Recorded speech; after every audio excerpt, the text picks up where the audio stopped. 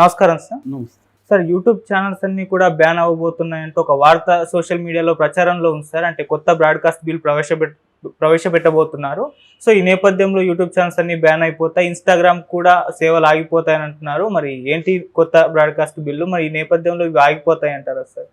YouTube channel అన్నీ ఆగిపోవు, కానీ చాలా ఛానళ్ళు అయితే కట్ అయిపోయే అవకాశం అయితే ఉంది. కొత్త న్యూ బ్రాడ్కాస్ట్ బిల్ డ్రాఫ్ట్ని రెడీ చేశారు. ఆ డ్రాఫ్ట్ ఇది వచ్చి మామూలుగా 2023లోనే తీసుకొచ్చారు, కానీ అది ఇంకా మళ్ళీ సెకండ్ డ్రాఫ్ట్ కొత్త అప్డేటెడ్ వెర్షన్ ఇప్పుడు చాలా మీడియా సంస్థలకి పంపించారు. వాళ్ళ అభిప్రాయాలు చెప్పమని పంపించారు.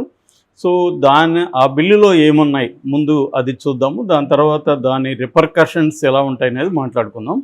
ఈ బిల్లులో ఏముందంటే, ఇప్పటి వరకు బ్రాడ్కాస్టింగ్ అంటే మనకి శాటిలైట్ ఛానళ్ళు మాత్రమే తీసుకునేవాళ్ళు.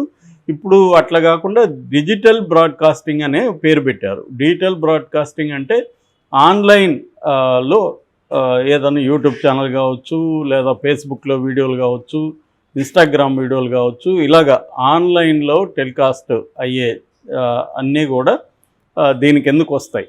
అట్లాగే ఇదే కాకుండా వ్లాగర్స్ ఉంటారు కదా, సపరేట్గా వ్లాగర్స్ కావచ్చు, బ్లాగర్స్ కావచ్చు, వెబ్ మ్యాగజైన్లు కావచ్చు, పాడ్కాస్ట్ కావచ్చు, ఏదైనా ఈ మన సోషల్ మీడియాలో కానీ యూట్యూబ్లో కానీ వీటిలో అన్నిట్లో ఆన్లైన్ ప్లాట్ఫామ్స్లో అన్నిట్లో ఉన్న ఆల్ మీడియం ఇవి అన్నీ కూడా ఈ బిల్లు కిందకు వస్తాయి. సో ఇప్పటి వరకు వీటి మీద రెస్ట్రిక్షన్స్ లేవు. ఇప్పుడు మనం యూట్యూబ్ ఛానల్ పెట్టాలనుకో ఎవరు పర్మిషన్ అవసరం లేదు, మనం డైరెక్ట్గా మెయిల్ ఐడితో యూట్యూబ్ ఛానల్ పెట్టేయచ్చు. సో ఇప్పుడు ఇంకా మీదట ఈ బిల్లు వచ్చిన తర్వాత అలా ఉండదు. ఈ బిల్లు వచ్చిన తర్వాత ప్రతి యూట్యూబ్ ఛానల్ పెట్టాలంటే ముందుగా రిజిస్ట్రేషన్ చేసుకోవాలి. Information and broadcasting ministry of information and broadcasting దగ్గర రిజిస్ట్రేషన్ చేసుకోవాలి మనం ఏం పెడుతున్నాం అనేది. అట్లాగే దీని మీద కంటెంట్ మీద కూడా నిఘా ఉంటుంది. అంటే 3 టైర్ మెకానిజాన్ని ఈ బిల్లు చెప్తుంది. 3 టైర్ మెకానిజం అంటే ఫస్ట్ది సెల్ఫ్ రెగ్యులేటరీ బాడీ ఏర్పడుతుంది. ఇప్పుడు news media, for example news media, print media ఉంది. ప్రింట్ మీడియాకి సెల్ఫ్ రెగ్యులేటరీ బాడీస్ ఉన్నాయి. అట్లాగా డిజిటల్ మీడియాకి కూడా సెల్ఫ్ రెగ్యులేటరీ బాడీ ఏర్పాటు చేసుకోవాలి. కంటెంట్ని అది ఎప్పటికప్పుడు ఓకే చేసుకుంటూ ఉండాలి, కంటెంట్ని పరిశీలిస్తూ ఉండాలి. సో ఈ బాడీకి అయ్యే ఖర్చుల్ని ఈ ఛానల్లే భరించాలి. అంటే మనం ఇప్పుడు మన రెడ్ ఛానల్ ఉంది, రెడ్ టీవీ ఈ బాడీకి కొంత డబ్బులు పే చేయాల్సి ఉంటుంది. సో ఇది సెల్ఫ్ రెగ్యులేటరీ బాడీ. గ్రీవియన్సెస్ ఏమన్నా ఉంటే కూడా దీనికి చెప్పుకోవాలి మనం. దీని తర్వాత ఈ ఒక ఎవరికి వాళ్ళు సెల్ఫ్ రెగ్యులేషన్ చేసుకోవాలి. మళ్ళీ అంటే నీ కంటెంట్ కరెక్ట్గా ఉందా లేదా అనేది కూడా చూసుకోవాలి. ఒకవేళ మన మీద ఏదన్నా కంప్లైంట్లు మన మీద చర్య తీసుకునే అధికారం ఉంటుంది. సివిల్ అండ్ క్రిమినల్ అరెస్టులు చేసే అవకాశం కూడా ఈ బిల్ల కింద ఉంటుంది. అట్లాగే ఒక కౌన్సిల్ పెడుతున్నారు, బ్రాడ్కాస్ట్ అడ్వైజరీ కౌన్సిల్ అనేది. అది గవర్నమెంట్ బాడీ, అది కూడా నిఘా పెడుతుంది, కంటెంట్ చూస్తుంది. సో ఇష్టం వచ్చిన కంటెంట్ పెట్టడానికి లేదు. సో అన్నిటికీ రూల్స్ రెగ్యులేషన్స్ ఉంటాయి. తర్వాత ఈ కంటెంట్ నిఘా కమిటీ ఏదైతే ఉందో ఈ కమిటీలో విమెన్ ఆర్గనైజేషన్స్ ఉంటారు, తర్వాత ట్రైబల్ ఆర్గనైజేషన్స్ ఉంటారు. డిఫరెంట్ ఫీల్డ్స్లో నుంచి వాళ్ళని తీసుకుంటారు. వాళ్ళు నిరంతరం దీని మీద నిఘా పెట్టి చూస్తుంటారు. ఎక్కడన్నా ఏదన్నా జరిగితే మాత్రం వాళ్ళు కంప్లైంట్ చేసి ఈ అడ్వైజర్ బోర్డుకి కంప్లైంట్ చేస్తారు. ఇది బేసిక్గా 3 టైర్ స్ట్రక్చర్ అనమాట.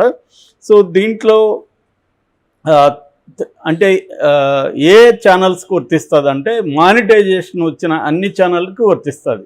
నీకు 5,000 ఉన్నా, సబ్స్క్రైబర్లు 1000 ఉన్నా, మామూలుగా యూట్యూబ్కి అయితే మానిటైజేషన్కి ఏముండాలి రిక్వైర్మెంట్ 1000 మంది సబ్స్క్రైబర్లు ఉండాలి, 4,000 గంటలు వాచ్ అవర్స్ అంటారు, వాచ్ అవర్స్ ఉండాలి. ఇది వచ్చేసిన తర్వాత దీంట్లోకి వచ్చేస్తుంది, ఈ చట్టంలోకి ఈ ఛానల్ వెళ్ళిపోతుంది. సో ముందు అక్కడ రిజిస్ట్రేషన్ చేసుకోవాలి. ఓన్లీ యూట్యూబ్ ఛానల్లో మనకి మానిటైజేషన్ వచ్చిందని ఆనందించడానికి లేదు, మనం దాంట్లో చేసుకోవాలి. ఇందులో 2 రకాలుగా యూట్యూబ్ ఛానల్ని విభజించారు. ఒకటేమో న్యూస్, వ్యూస్, అనాలిసిస్ ఇవన్నీ ఒక విభాగంలోకి వస్తే, కంటెంట్ క్రియేషన్. ఇప్పుడు ఒక డాక్టర్ ఉన్నాడు, ఆయన ఏదో డెంటిస్ట్ అనుకో ఫర్ ఎగ్జాంపుల్, తన డెంటిస్ట్రీకి సంబంధించిన వీడియోస్ చేస్తాడు. లేదు ఇంకొక రైతు ఉన్నాడు, తన అగ్రికల్చర్కి సంబంధించిన వీడియోలు చేస్తాడు.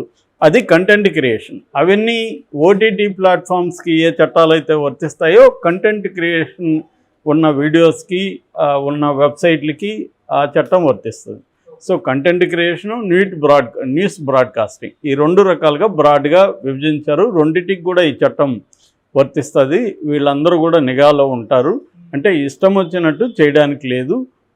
ఈ చట్టం కింద శిక్షలు కూడా ఉంటాయి. అది ఇంకా కూడా ఫైనలైజ్ అవ్వాల్సి ఉంది. అట్లాగే విదేశాల్లో ఫర్ ఎగ్జాంపుల్ ధ్రువరాటి ఈ మధ్య వెరీ పాపులర్ అయ్యాడు. ఆయన జర్మనీలో ఉంటాడు. విదేశాల్లో ఉండి ఇక్కడ కానీ టెలికాస్ట్ అవుతుంటే వాళ్ళకు కూడా ఈ చట్టం వర్తిస్తుంది. నువ్వు ప్రపంచంలో ఇప్పుడైతే ఏం చేస్తున్నారు, చాలామంది ఈ అమెరికాలోనూ ఇంకొక చోట ఉంటున్నారు, అక్కడి నుంచి ఇష్టం వచ్చినట్టుగా మాట్లాడేస్తున్నారు. వాళ్ళని పట్టుకురావాలంటే ఇబ్బంది అవుతుంది. కానీ ఈ చట్టం కింద వాళ్ళకు కూడా ఈ చట్టం వర్తిస్తుంది. అంటే ఇండియాలో సోషల్ మీడియాలో ఏది కనిపించినా ఈ చట్టం కిందకు వచ్చేస్తుంది. దాని ఆరిజిన్ ఎక్కడున్నా world wide. So global application అంటారు దీన్ని, గ్లోబల్ అప్లికబిలిటీ ఉంటుందన్నమాట ఈ చట్టం కింద. ఇక దీని బేసిక్గా ఇప్పుడున్న మనకి ఓటీటీ ప్లాట్ఫామ్స్ నెట్ఫ్లిక్స్, అమెజాన్ ఇలాంటివి, ఆహా ఇలాంటివి ఏవైతే ఉన్నాయో వీటన్నిటికి కూడా రెగ్యులేషన్స్ ఉంటాయి. ఇష్టం వచ్చిన కంటెంట్ దాంట్లో పెట్టడానికి లేదు. ఆల్రెడీ వాళ్ళు సెల్ఫ్ రెగ్యులేట్ చేసుకుంటున్నారు, బట్ కొన్నిట్లో ఉండట్లేదు. కొన్ని రకాల ఓటీటీ ప్లాట్ఫామ్స్ వెచ్చలవిడిగా ఆల్మోస్ట్ పోర్ను, సెమీ పోర్ను ఇవన్నీ కూడా వస్తున్నాయి. సో కాబట్టి ఏంటంటే ఇప్పుడు గవర్నమెంటు కంప్లీట్గా రెగ్యులేట్ చేస్తుంది అని చెప్పచ్చు. రెగ్యులేట్ చేసి మానిటర్ చేస్తుంది. ఇప్పటి వరకు దీని మీద రెగ్యులేషన్స్ అండ్ మానిటరింగ్ లేదు. ఇప్పుడు దీని కింద పెడుతుంది.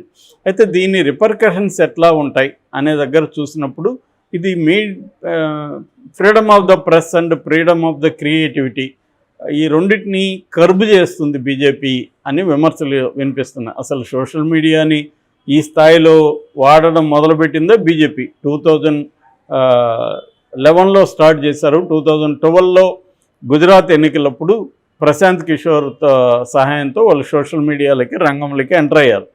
2014లో దేశవ్యాప్తంగా పెద్ద ఎత్తున చేశారు. నిజానికి హేట్ క్యాంపెయిన్ అనేది బీజేపీ మొదలుపెట్టింది దేశంలో. అట్లాగే ఫాల్స్ వీడియోలు, ఫేక్ వీడియోల కల్చర్ని ఇవన్నీ చేసింది బీజేపీని. సో ఇప్పుడు వాళ్ళకి ఇబ్బంది మొదలైంది. ఫస్ట్ టైం యూట్యూబర్స్ ద్వారా బీజేపీ ఓడిపోవడానికి యూట్యూబర్స్ కూడా కారణం. అది international magazines like the economist లాంటివి కూడా అనలైజ్ చేశారు. నేను ఆల్రెడీ మన వీడియోలో ఒక దాంట్లో చెప్పాను కూడా. సో అంటే ధ్రువరాటి కావచ్చు, రవేష్ కుమార్ కావచ్చు, న్యూస్ లాండ్రీ కావచ్చు, బోల్తా హిందుస్థానీ కావచ్చు, తర్వాత రెడ్ మైక్ కావచ్చు, నేషనల్ దస్తక్ కావచ్చు, దేశ్ భక్త్ కావచ్చు, ఈదనా కావచ్చు, జై హింద్ కావచ్చు, దేశ్ బంధు కావచ్చు, తర్వాత ఎక్స్ప్లెయిన్ ఎక్స్ కావచ్చు, ఇలాగా దాదాపు ఒక 50 యూట్యూబ్ ఛానళ్ళు మనం ప్రముఖంగా, నేను ఒక 30 చార్ట్అవుట్ చేశాను. అలాగే ఒక 50 నుంచి 100 యూట్యూబ్ ఛానళ్ళు చాలా స్ట్రాంగ్గా, ముఖ్యంగా హిందీ బెల్ట్లో బీహారు, ఉత్తరప్రదేశ్ ఈ బెల్ట్లో చాలా స్ట్రాంగ్గా వీళ్ళు మోడీకి యాంటీగా యూట్యూబ్ ఛానళ్ళు చాలా స్ట్రాంగ్గా అయినారు. వీళ్ళందరికీ లక్షల్లో వ్యూవర్షిప్ ఉన్నారు. వీళ్ళల్లో టాప్ అని చెప్తే మనకు ధ్రువరాటి అండ్ రవేష్ కుమార్ వీళ్ళిద్దరూ చాలా పెద్ద స్థాయిలో ఇన్ఫ్లుయెన్స్ చేయగలిగారు. సో అందువల్ల ఇప్పుడు యూట్యూబ్ ఛానల్ అంటే స్వతంత్రంగా ఎవరికి వాళ్ళు బీజేపీకి యాంటీగా మాట్లాడడం మొదలుపెట్టారు. మెయిన్ స్ట్రీమ్ ఛానల్ని, మీడియానంతా బీజేపీ కంట్రోల్ చేయగలిగింది. అదానీ, అంబానీ చేతిలోకి వెళ్ళిపోయినాయి మొత్తం. సో మెయిన్ స్ట్రీమ్ ఇదంతా కూడా కార్పొరేట్ చేతిలో ఉంది. కార్పొరేట్లు బీజేపీకి సపోర్ట్ చేస్తున్నారు. ఇండిపెండెంట్ మీడియాని ఇప్పుడు కర్బ్ చేసే పని బీజేపీ స్టార్ట్ చేసింది. దీనికి వ్యతిరేకంగా పెద్ద ఎత్తున విమర్శలు వస్తున్నాయి. మరి ఏం జరుగుతుందనేది మనం చూడాలి.